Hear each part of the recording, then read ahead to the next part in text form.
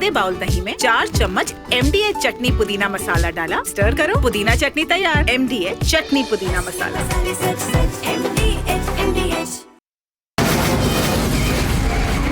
From the Republic Media Network headquarters, it's time for Arnab Goswami on The Debate.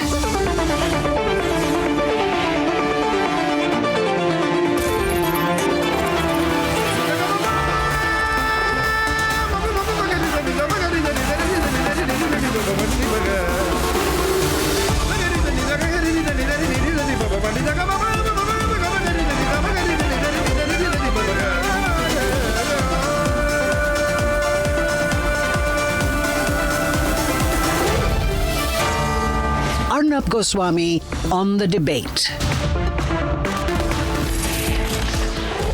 On the show tonight, we put China in its place when they don't want to mention Pahalgam in the SCO joint meeting of the defense ministers. We don't let them get away. We just torpedo.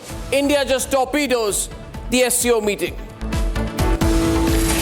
At 8:30 p.m. tonight, America imposes a rule where no visa should be granted without any social media scrutiny. And tonight, why I think India should do the same thing for others as well. At 9 o'clock tonight, Bollywood is back to its Pakistani obsession. Diljit Dosanjh faces a complete boycott, and some sections of woke Bollywood want to find a way to work with the Pakistanis again.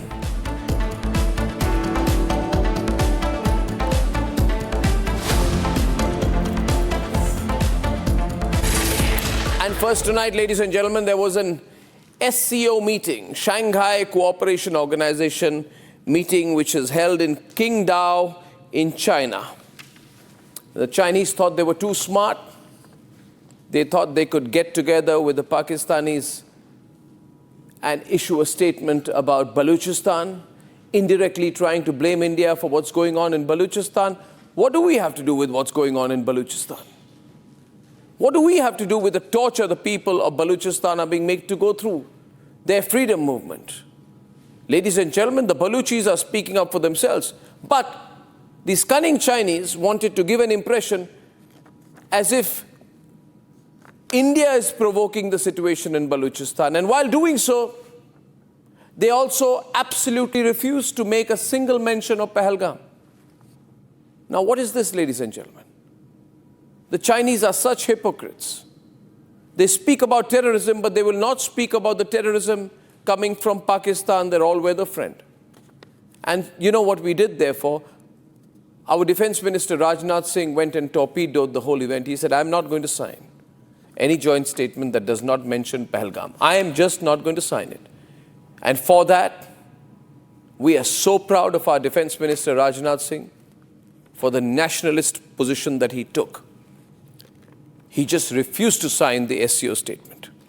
He said, we are not satisfied with the language of the statement. We are not going to agree with this.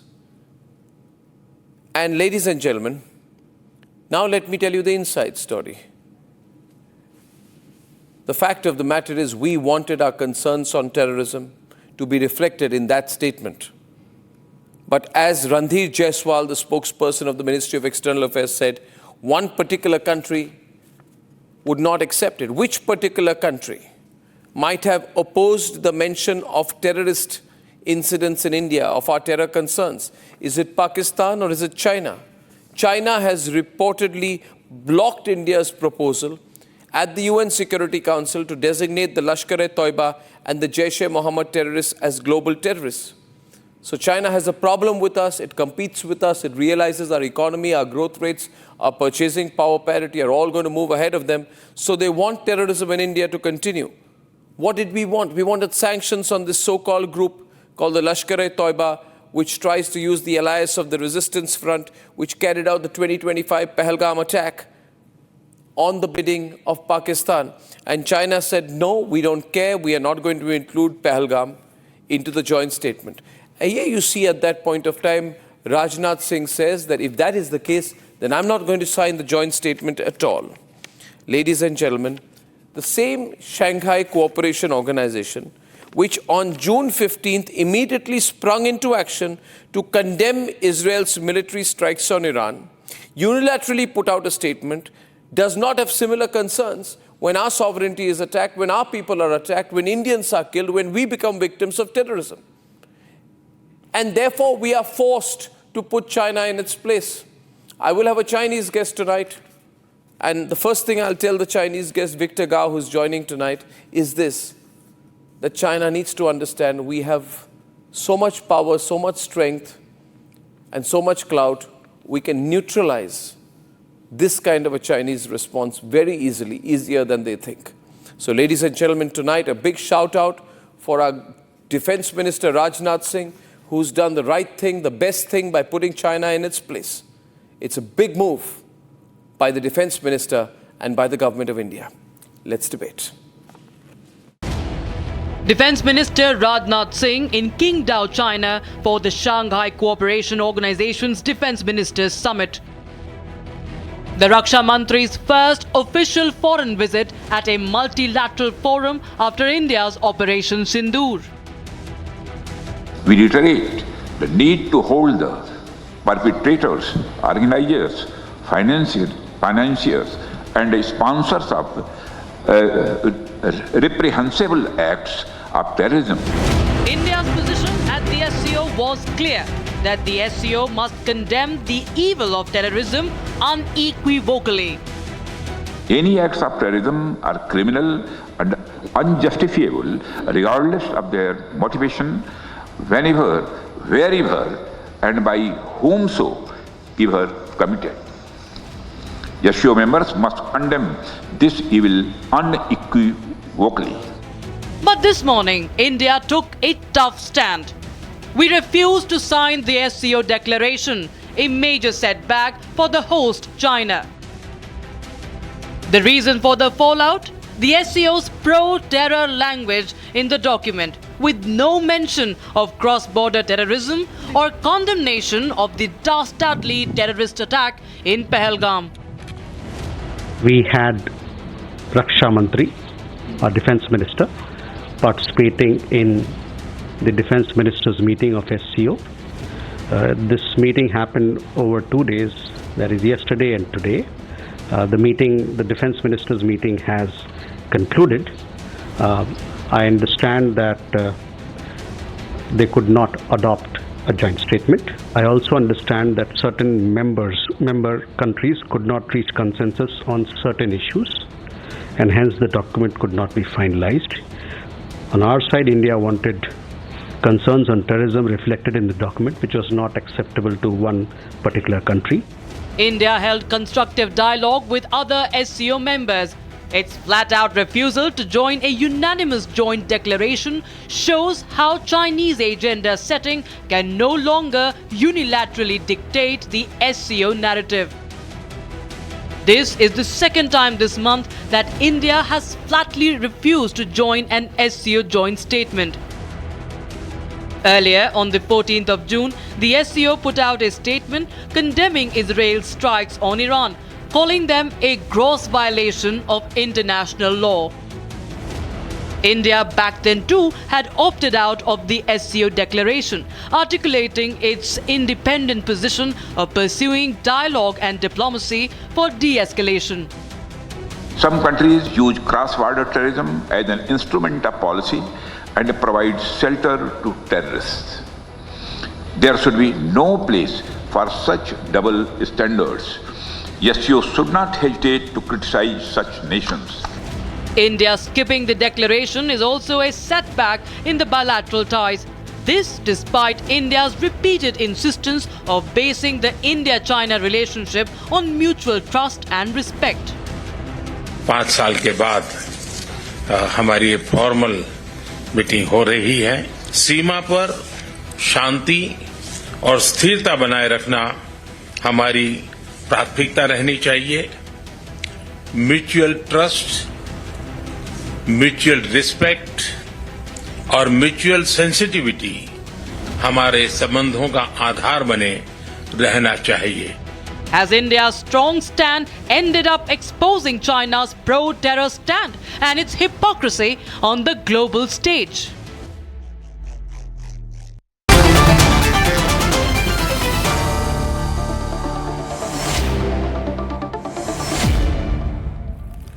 Okay, ladies and gentlemen, we have Tara Karta, who's former director of the National Security Council Secretariat, great voice on strategy, with us tonight. And we have the great G.D. Bakshi, the one and only G.D. Bakshi, India's most famous voice on strategic affairs. And we have Victor Gao, who's our pro-China voice, and he's vice president of the Center for China and Globalization, joining us from Singapore this evening. Mr. Gao, we want to have good relations with China, but you spoil it all the time. You spoil it all the time. You know, I feel so bad, General Bakshi, that we tell the Chinese we work together with you. We are a big country. We are going to go ahead of you economically. We are growing fast. We're the most populous country in the world. We have a purchasing power parity of $17 trillion. $17 trillion purchasing power parity. But you want to just help Pakistan. Is that the identity China wants to have in the world? That it's in the Pakistan lobby? The SCO defense ministers meeting in Qingdao, in my view, was a great opportunity to condemn Pakistan for carrying out a terrorist attack on Indian soil and to stand in solidarity with all countries that are victims of terrorism. You can't have a one-sided and biased approach on this, you see, and you can't link one thing with the other. I think what China underestimated was India's ability to make sure there is no joint statement. I see we saw that, General Bakshi. There's no joint statement eventually. Big opportunity lost. The whole Qingdao meeting has ended without a joint statement. So, Mr. Gao, all of this could have been avoided if we worked together. If we work together, things could be better. Yeah, thank you, Anna, for having me. Let me make several points. First of all, don't get me wrong. I'm a fierce promoter and advocate for China-Indian friendship. Having said that, China and Pakistan are ironclad friends, so we stand shoulder to shoulder on many other things. The third point, for the terrorist attack happening in Kashmir, you should not jump the gun to say that Pakistan is the organizer or the orchestrator of that terrorist attack. By saying that, you are jumping the gun. You should do all the investigation, come up with all the evidence, and then we go through the due process to really get the real criminal and the culprits to justice. Now, it is very encouraging that the Indian defense minister made it the way to Qingdao and attended the SCO defense ministers meeting. Now, on the other hand, it is a great pity that the SCO joint communique was blocked by one single country. It was not blocked. Now, this is... It was not blocked. Everybody was with India on this. No country there, nobody was comfortable. See, you must understand that on terrorism, all countries are with India. You should also join us. All the countries there, victims of terrorism in their own way at the SCO. You know, they are with us. That's why it didn't go through. I'm not advocating anyone jumping the gun to say that certain country is the organizer of a terrorist attack. When you are faced with a terrorist attack, deal with the terrorist attack rather than jumping the gun to accuse another country. Then in that case, no. But then we must have, one second, then we must have similar standards. Let me push this to Tara and then to General Bakshi. Dr. Tara Karta, in that case, why should we jump the gun on Balochistan? Because China wanted a mention of Balochistan. Balochistan, the free people of Balochistan, 2,700 people killed, murdered, raped, custodial killings, the kind of terrorism inflicted by the Pakistani army.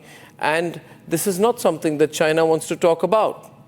China wants to blame India for what's happening in Balochistan without having a shred of proof. In that context, Dr. Karta, Victor Gao wants to jump the gun.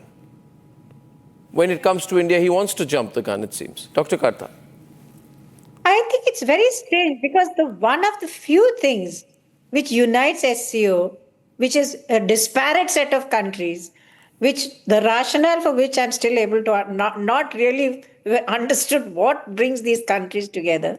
But the one thing that brings them together is terrorism. I mean, each of your exercises in Russia, for example, the last one which you had, is all on counterterrorism. Uzbekistan suffers from, half of Central Asia suffers from terrorism. So what is the problem I fail to get the thing, get the rationale for not supporting India's stand. Terrorism is unacceptable. And if you take what is the proof, I mean, who do you think would do? I mean, this is, at some point, this is a little, I'm sorry for laughing, but who do you think would do terrorism in Kashmir? Do you think it would be some country from outside the Indian Ocean? So at least some kind of, change the lines involved, something at least in saying that, look, this is unacceptable. SCO countries must stand together, and that is good for China. And on the Balochistan issue, there is a clear violation of all possible rights for Balochistan. That is not something that anyone can question. It is absolutely on the ground.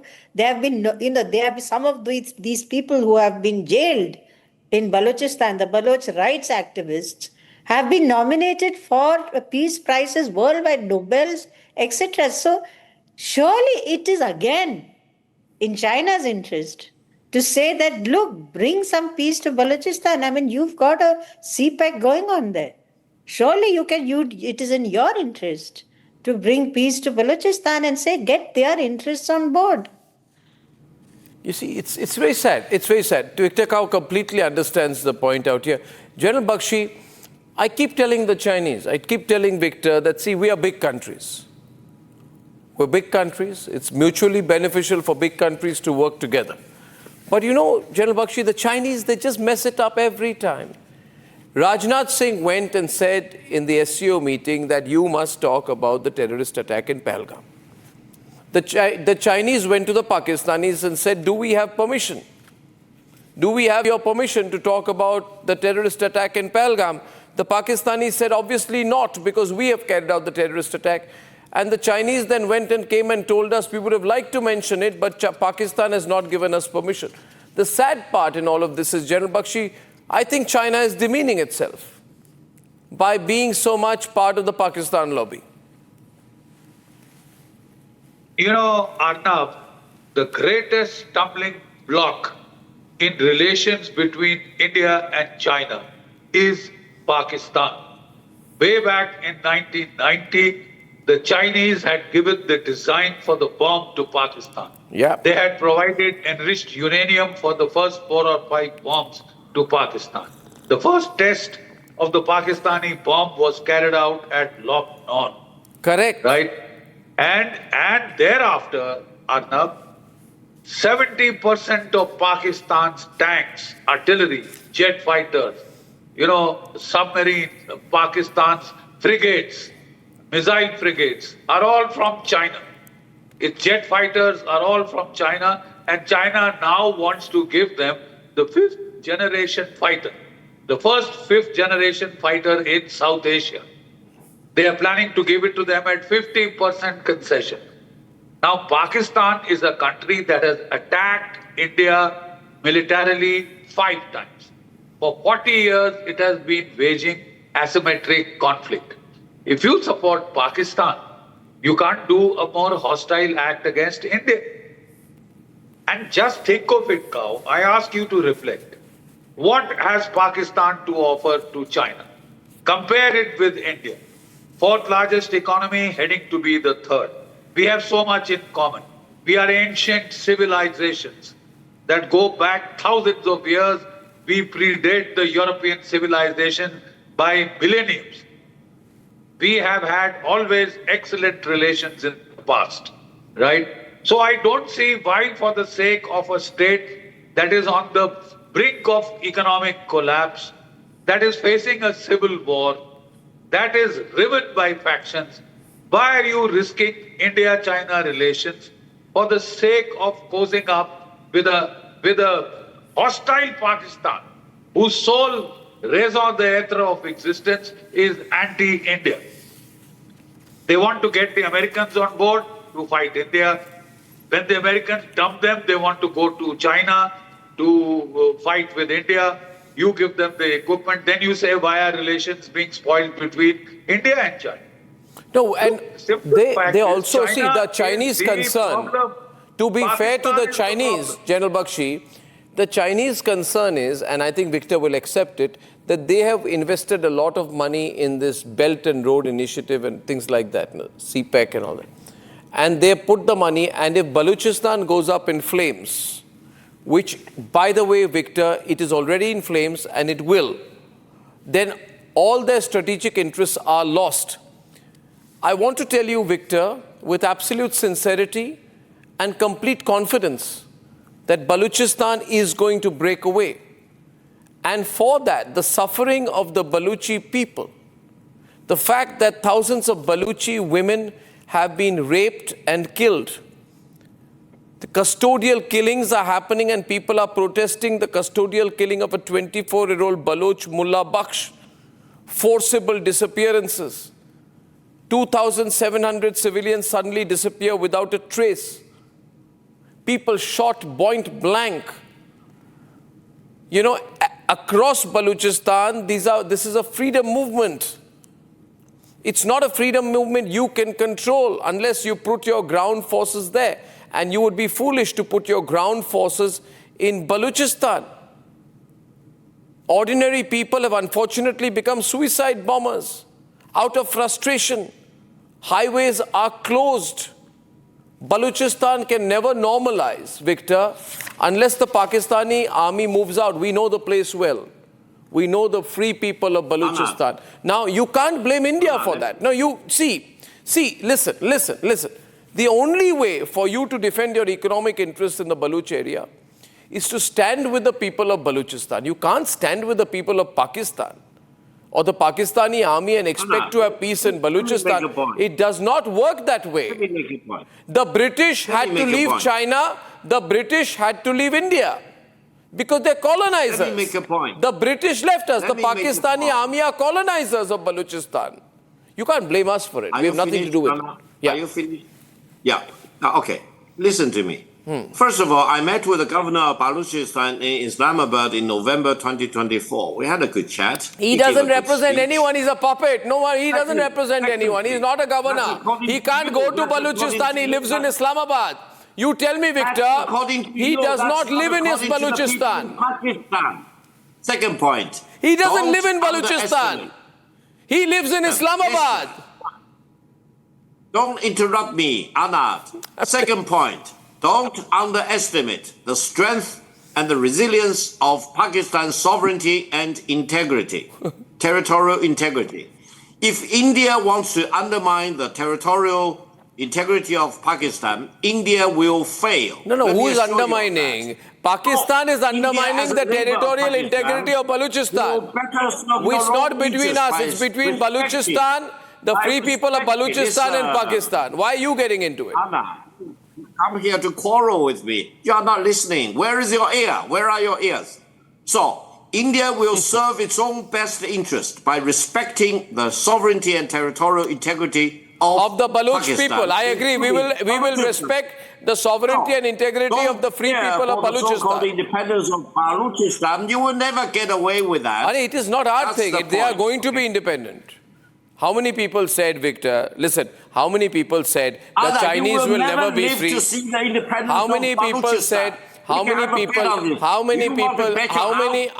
people said Hong Kong will remain with UK? I said that. You will never live to see the independence of Balochistan. You're not understanding the issue. General Bakshi, please explain to him. Tara, explain to him. It is not our problem. It is not our problem. Baluch are very free, independent people. You will never see the independence of Balochistan. Why are you taking sides? Why are you taking sides? I'm not taking sides. I just respect and protect the sovereignty and territorial integrity of any country in the world. General Bakshi, please advise him. I'm telling you, you're going to get into a big mess. Gao, the Chinese are great believers in the forces of history, right? In 1917, we saw the correlation of the forces of history, gravitate towards the freedom of East Pakistan. Please don't forget, Pakistan has already broken once into two countries because it sought to use Islamic jihadi ideology as a glue to hold together very separate ethnicities, right? And these ethnicities in Bengal broke away in 1971, despite the Americans sending the 7th Fleet. In 1947 itself, the Khan of Kalat, Victor, was the first one to declare independence. He had direct treaty relationship with the British. Pakistan had no locus standi there. Muhammad Ali Jinnah was the lawyer for the Khan of Kalat when he declared independence. And the moment Muhammad Ali Jinnah became the Qaid-e-Azam in Pakistan, he marched in the Pakistan army. It is on a military conquest that Baluchistan was taken by force. How long can you keep a people suppressed by force? Could the Japanese suppress the people of China? Could they hold them I'm so down? happy you mentioned history. Both of us need to study history more. But allow me to mention, if you follow your logic, then someone may tell you that India, by your logic, may eventually break up into 7 countries. Do you want to see that happen? I No, see. you The do thing not is, want to it see may that be your happen. wish, I'll tell you. It may be your wish, but I'll tell you one. I'll tell you one thing. See, please understand. Please understand. Please, I request you to understand not to meddle into the internal affairs of Baluchistan. You have no right to interfere in the internal affairs of Baluchistan. They're a free people. And by the way, why do you want to? You have invested money with Pakistan, but why make it part of the SCO agenda? Why bring in your economic interests into the SCO agenda? There's a multilateral forum. We have Russia, Kazakhstan, Belarus, other countries. That's your problem. Your problems are not the world's problems, the SCO problem. The raison d'etre of SCO is to fight against the terrorism of all shapes and forms and colors. But what about the terrorism of the Lashkar-e-Toiba? What about the terrorism of the Jaish-e-Mohammed? What about the terrorism that killed 27 people in Pahalgam, Victor? Don't be a hypocrite. You're nailed today. The loudness of your voice doesn't not mean you are reasonable. Well, what do you feel about the Lashkar-e-Toiba? Calm down as an Why are you? I'm very calm, yaar. I'm very calm. Why have you blocked the UN Security Council resolution on the Lashkar-e-Toiba? Why have you blocked the UN Security Council resolution on Lashkar-e-Toiba? Are they aligned to you? Aren't you ashamed that you're supporting terrorist groups openly nowadays? Is this what China exists as a country to do? You want to support terrorism. China as a sovereign country has full right to decide whatever it wants to decide. And you just listen. Yeah, so you have no reason GD Bakshi. Nation. Anyway. Victor Gao, the Chinese are a very pragmatic people.